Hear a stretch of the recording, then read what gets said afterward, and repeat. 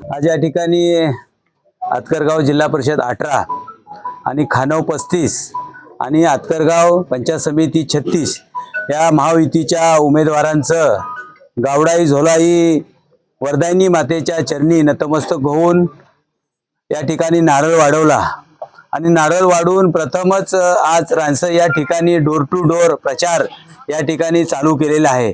8-10 दिवसापासून आम्ही सातत्याने गाव बैठका घेतोय। गावांमध्ये अतिशय चांगला प्रतिसाद महायुतीच्या या कार्यकर्त्यांना उमेदवारांना त्या ठिकाणी पाहायला मिळतोय। एकंदरीत परिस्थिती जर बघितली तर अतिशय चांगलं वातावरण महायुतीला या ठिकाणी निश्चितच पाहायला मिळतंय।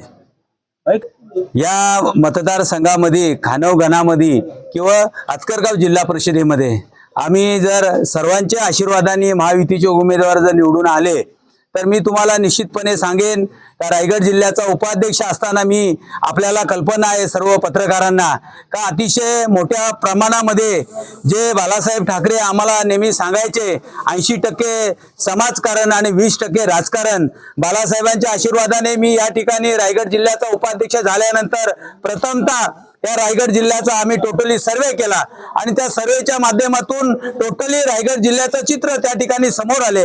अनेक वाड्या, अनेक आदिवासी पाड्या, अनेक दलित वस्ती त्या ठिकाणी पाण्याची कुठलीही सोय नव्हती आणि मग त्या माध्यमातून भारत निर्माण योजना केंद्र शासनाची आम्ही अतिशय चांगल्या पद्धतीने त्या ठिकाणी राबवली आणि ती राबवत असताना संपूर्ण जिल्ह्यामध्ये तर काम केलंच, पण कर्जत खालापूर मतदारसंघामध्ये मी अभिमानाने सांगेन का शिवसेना पक्षाच्या वतीने मला त्या ठिकाणी उमेदवारी दिली आणि निवडून आलो आणि उपाध्यक्ष झालो। बाळासाहेबांचं जे वाक्य होतं का माझ्या माता भगिनीच्या डोक्यावरचा अंडा तुम्ही खाली उतरवा आणि ते उतरवण्याचं काम मी त्या ठिकाणी प्रामाणिकपणे केले। 110 करोड रुपयाची कामं या कर्जत मतदारसंघामध्ये आम्ही त्यावेळेला केली। आज मी मतदारसंघामध्ये फिरत असताना अतिशय चांगलं वातावरण आहे। प्रत्येक माता भगिनी त्या ठिकाणी स्वागत करतायत। अरे बाबा, तू त्या वेळेला जी वॉटर स्कीम दिली त्या वॉटर स्कीमचं आम्ही आज या ठिकाणी पाणी पितोय। अतिशय चांगल्या पद्धतीच्या माता भगिनी त्या ठिकाणी स्वागत करतायत आणि मी खात्रीने सांगेन का मला 5 वर्षाचा जर कालावधी मिळाला, मी फक्त सदस्य म्हणून जरी त्या पंचायत समितीमध्ये गेलो, प्रशासन कसं चालवायचं, प्रशासनासाठी काय करायला लागतं याची स्टडी माझी अतिशय चांगली आहे। प्रशासनाला मी सुतासारखं सरळ करून जे वाड्या पाड्या दलित वस्ती ज्या काही विकासापासून वंचित असतील त्याचं काम या ठिकाणी 100% करून पुढच्या 5 वर्षाला जो उमेदवार उभा राहील तेव्हा असा कुठलाच प्रश्न येणार नाही का भाई शिंदे होते ते काम काय केलं। मी ज्या वेळेला निवडून आलो, माझा कालावधी संपल्यानंतर माझ्यानंतर माझा उत्तराधिकारी म्हणून राम वाघमारे त्याला उभा राहिला। त्यावेळेला राम वाघमारेला सुद्धा लोकांनी प्रचंड मताने निवडून दिला, केवळ आम्ही केलेली विकास कामं। असे अनेक गावं, अनेक रस्ते त्या ठिकाणी मुख्य रस्त्याला आम्ही त्या ठिकाणी जोडलेले आहे। त्यामुळे विकासाच्या बाबतीमध्ये आम्ही निश्चितच त्या ठिकाणी पुढे राहणार आहेत आणि विकास करत असताना हे कर्जत खालापूर मतदारसंघाचे आमदार महेंद्र शेठ थोरवे यांचा सपोर्ट आम्हाला आहे। त्या ठिकाणी मावळचे खासदार श्रीरंगप्पा बारणे आमच्या त्या ठिकाणी बरोबर आहेत आणि मग ही सगळी लोक एकत्र येऊन जर आम्ही काम करायचं ठरवलं तर पुढच्या 5 वर्षाला कुठलाही काम गावामध्ये राहणार नाही, हे मात्र मी तुम्हाला ठामपणे सांगतो। होऊ घातलेल्या जिल्हा परिषद पंचायत समित्यांच्या निवडणुकांना आपण सामोरे जात आहोत। आज या ठिकाणी आतकरगाव जिल्हा परिषद आणि दोन्ही पंचायत समिती गण सासगाव आणि आतकरगाव, खानाव आणि आतकरगाव या दोन्ही गणातील माझे जिल्हा परिषदच्या उमेदवार सौ रेश्मा राजेश पाटील आणि खानाव गणातील पंचायत समिती गणातील उमेदवार भाई रघुनाथ शिंदे आणि पलीकडे येरंबुवांच्या सुनबाई रोहिणी गणेश पाटील येरम असे तिन्ही उमेदवार या जिल्हा परिषद आणि पंचायत समिती गणातून निवडणुकीला सामोरे जात आहेत। आज या ठिकाणी प्रचाराचा शुभारंभ या ठिकाणी देवी गौडाई आणि झोलाई माता आणि वरदाई माता यांच्या चरणी आम्ही या ठिकाणी नतमस्तक झालेलो आहेत।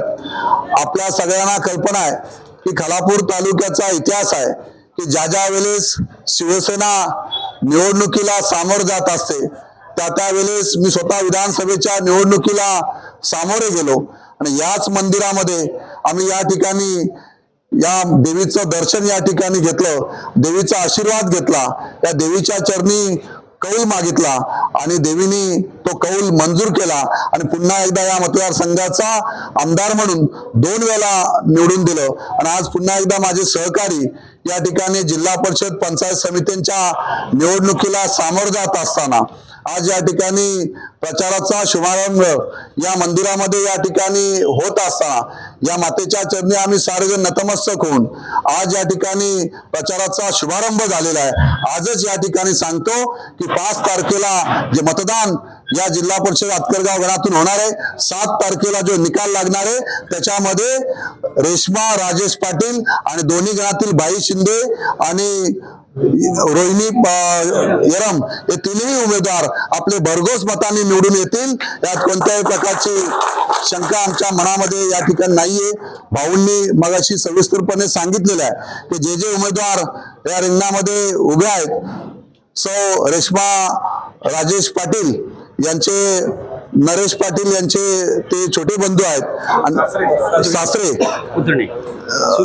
सुनबाई आहेत आणि त्यांचं नरेश पाटलांचं योगदान जर आपण साऱ्यांनी पाहिलं तर आपल्या सगळ्यांना कल्पना आहे की तळागाळातील असणारा हे कार्यकर्ते आहेत आणि तळागाळातील लोकांपर्यंत नाल जोडलेलं नेतृत्व नरेश पाटलांच्या रूपाने आपल्याला या ठिकाणी या खालापूर तालुक्याला लाभलेलं आहे आणि त्यांचे पुतणे या ठिकाणी सुनबाई या निवडणुकीला सामोरं जात असताना नरेश पाटलांचं फार मोठं योगदान या आतकरगाव जिल्हा परिषद वॉर्ड मध्ये आहे आणि हे आपल्या सगळ्यांना या ठिकाणी दिसून येत आहे आणि आज आमचं खऱ्या अर्थाने शिवसैनिकांचं सगळ्यांचं भाग्य आहे की नरेश पाटलांच्या सुनबाई या धनुष्यबाण निशाणीवर या ठिकाणी लढत आहेत आणि मोठ्या फरकाने त्या ठिकाणी त्या निवडून येतील।